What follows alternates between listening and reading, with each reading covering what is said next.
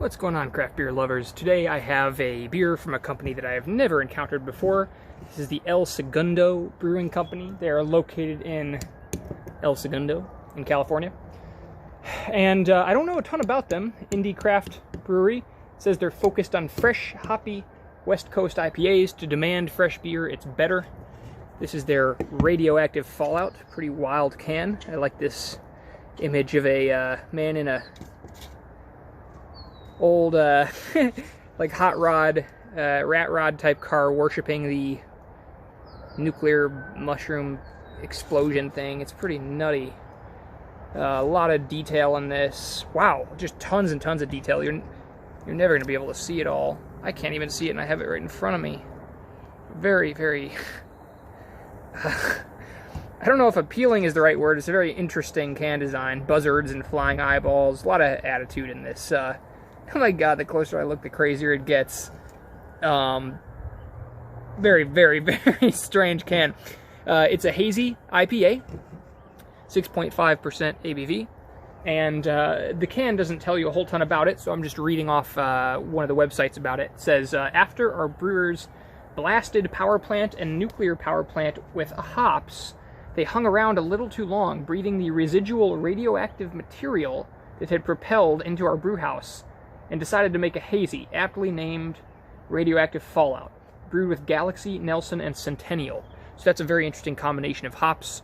Centennial, kind of a classic IPA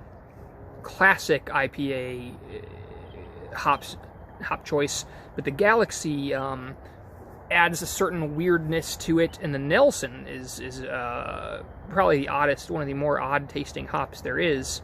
It's kind of a love it or hate it type thing. And I don't really know how I would describe these tastes in words, but Galaxy may be a little softer and more tropical and a little spacey.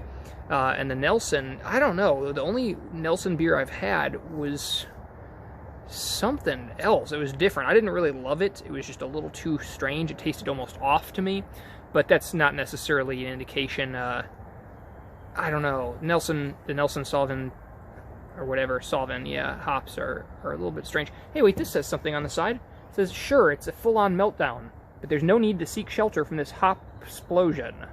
Hopplosion. Bask in all the tropical glory of this hazy IPA and let that hop wave radiate you to your core.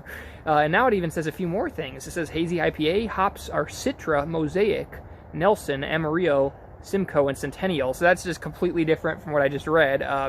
Anyway, what are you gonna do? What are you gonna do? They seem to have some conflict of decision making here. This one was brewed. What does this say?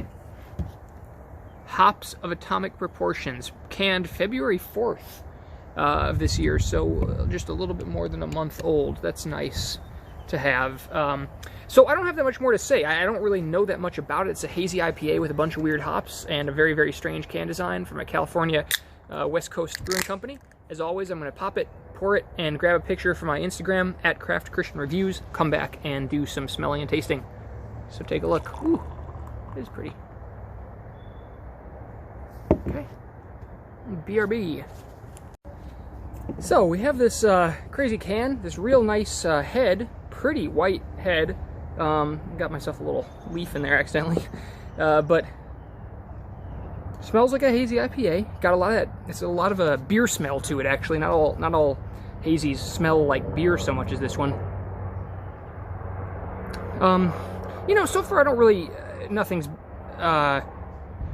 if you've had hazy IPAs, sometimes it can be hard to tell what to say about this one. It's different from the last one. Smell-wise, nothing crazy going on. It smells like a hazy IPA. Okay. Okay. Yeah, okay. So, I like it because it's not over-the-top tropical. I can taste that. I swear to God, am I crazy? Yeah, I knew it. I can taste the Nelson hops. They have something. There's something weird about those hops. I don't know if I fully trust them, but I know they're in there, so it's easier to tell. But they have a specific taste to them. It's complex, you know, which has sort of been a problem for me lately because when I drink IPAs, I've kind of wanted a simple beer, which is why I've sort of stepped away from the hazy IPAs which I had kind of a brief obsession with, and now I'm sort of back to just the Bell's Two Hearted and the Odell IPA, just because they're clean and crisp, and same with the Lone Pint Yellow Rose. They're all just simple, just 1 or 2 types of hops usually, and so this thing's a little over the top for me right now, but it does kind of demand your attention in a good way. It's real easy to drink, I would say. It's got a nice, thick mouthfeel to it. It's definitely not a thin beer. It's a very, very thick feeling beer. I guess I can kind of see the Radioactive Fallout tie-in. It does feel like I'm drinking some kind of like radioactive ooze or something. It's good. Not very bitter. Yeah, an easy drinker. Something you could kind of, gulp down if you're in the mood to. And at 6.5% ABV, it's not gonna knock you out. So, definitely good Hazy IPA. I think the only reason I'm not ranting and raving about it is because I've sort of moved on from Hazy IPAs being my favorite thing. They're just a little too much of a good thing. And, excuse me. So I'm going to keep this one pretty short. I would say try this out if you want to get a Hazy IPA, and it's definitely got a nice mix of hops. Definitely an easy drinker. So go find me on Instagram at Craft Christian Reviews.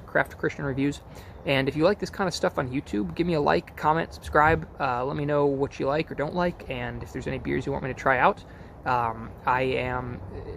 Anytime someone comments on the videos, it means a lot to me, and I learn a lot more about what you're interested in. So just anything on your mind, tell me. For now, I will say enjoy whatever you're drinking, and see you in the next video.